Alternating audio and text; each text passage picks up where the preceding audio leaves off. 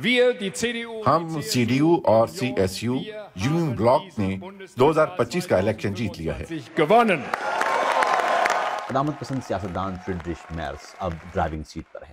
اس election کے واضح فاتح کے طور پر وہ متوقع طور پر جرمنی کے چانسلر بننے جا رہے ہیں، البتہ انہیں حکومت بنانے کے لیے ایک مشکل اتحاد قائم کرنا ہوگا۔ ان کے سینٹر رائٹ بلاک نے سب سے زیادہ ووٹ حاصل کیے ہیں، تاہم ان کی توقع کے برعکس انہیں 30% سے کم ووٹ پڑے۔ اولاف شولز عبوری چانسلر کے طور پر عہدے پر برقرار رہیں گے، لیکن بطور جرمن رہنما ان کے دن گنے جا چکے ہیں۔ ان کی جماعت کو بدترین شکست ہوئی ہے۔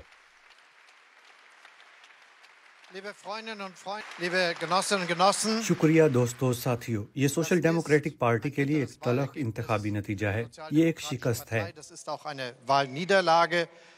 دوسری طرف گزشتہ الیکشنز کے مقابلے میں اس بار الٹرنیٹو فار جرمنی پارٹی نے اپنی مقبولیت تقریباً دگنا کر لی۔ دوسری عالمی جنگ کے بعد یہ کسی انتہائی دائیں بازو کی جماعت کی سب سے مضبوط کارکردگی ہے۔ عوامی نشریاتی چینل پر انتخابات کے بعد اے ایف ڈی کی شریک رہنما ایلس وائڈل نے کہا کہ ان کی نگاہیں اقتدار پر ہیں۔ ہم ہاتھ بڑھا کر حکومت میں شمولیت کے لیے تیار ہیں۔ پارلیمان میں جب یونین بلاک کی تجاویز درست ہوں گی تو ہم ہاتھ بڑھا کر ان کی حمایت کریں گے۔ جرمن عوام کی مرضی بالکل واضح ہے، وہ تبدیلی چاہتے ہیں، وہ اے ایف ڈی اور قدامت پسندوں کے درمیان اتحاد چاہتے ہیں۔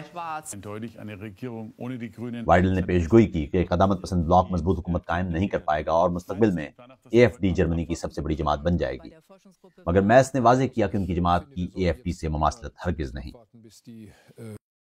آپ جتنا چاہیں ہاتھ بڑھائیں، لیکن ہم اس ملک کے لیے غلط پالیسیاں اختیار نہیں کریں گے۔ ایس پی ڈی اور ایف ڈی پی کی طرح گرین پارٹی کی حمایت میں بھی کمی دیکھی گئی ہے۔ دوسری جانب نوجوان ووٹرز کی وجہ سے چھوٹی جماعتوں میں بائیں بازو کو زیادہ حمایت ملی۔